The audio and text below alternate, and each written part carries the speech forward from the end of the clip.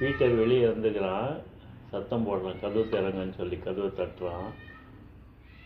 ரூபன் வந்து நிற்கிறான், கதவு திறக்கிறேன் நான் பாருங்க. நிற்கிறான் பாருங்க.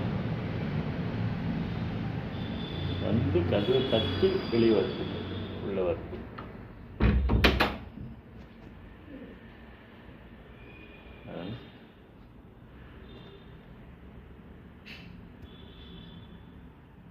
காலையில் வெளியே போகணுன்னு சொல்லி வெளியே போனான், வந்து கதவு தட்டினான்.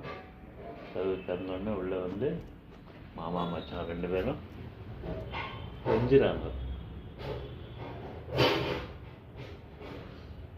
ரூபன் வந்து மாமா, இவன் வந்து மச்சான். எங்கள் வயசில் இருக்கும்போது இவனை எடுத்துன்னு வந்தோம். 2 பேரும் பாசமாக இருப்பாங்க எப்பயும்.